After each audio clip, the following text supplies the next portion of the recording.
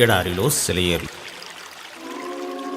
June 16వ తేదీ కొరకు వ్రాయబడిన ఈ భాగాన్ని మీకు చదివి వినిపిస్తున్నది సహోదరుడు పాల్ సుందరం.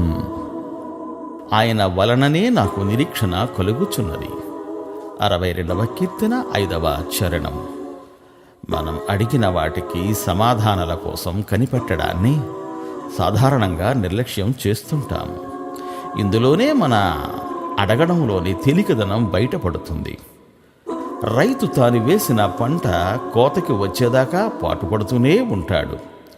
గురి చూసి కొట్టే ఆటగాడు తాను విసిరినది గురికి తగిలేదాకా చాలించుకోడు. ఓ డాక్టర్ అయితే తాను వేసిన మందు ఎలా పనిచేస్తున్నదో కనిపెట్టి చూస్తుంటాడు. మరి క్రైస్తవుడు తన ప్రార్థన ఫలితాల కోసం ఎందువల్ల పట్టుదలతో కనిపెట్టడం లేదు? దేవుని చిత్త ప్రకారం విశ్వాస సహితంగా వాగ్దానుసారంగా యేసు నామం పేరిట పరిశుద్ధాత్మ ఆవేశంలో ఈ ఇహలోకపరమైన ఆశీర్వాదాల కొరకు గాని ఆత్మీయాభివృద్ధి కోసం గాని చేసే ప్రతి ప్రార్థన సంపూర్ణ అంగీకారాన్ని పొందింది లేక పొందుతుంది.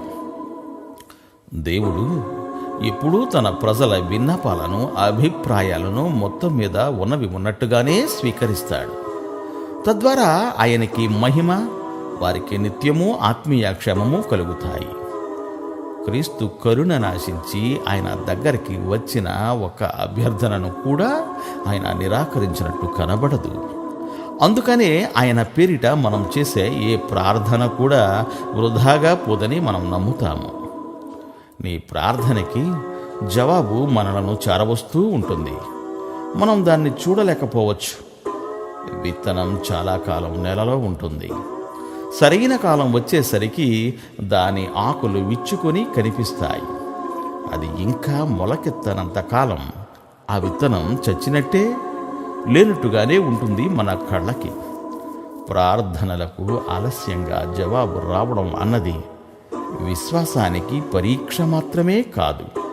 అడ్డంకులు కనిపిస్తూ ఉన్నప్పుడు కూడా దేవునిపై మనకి గల నిశ్చయతను ప్రదర్శించడం ద్వారా ఆయన్ని ఘనపరచడానికి ఇది మనకి సహాయపడుతుంది.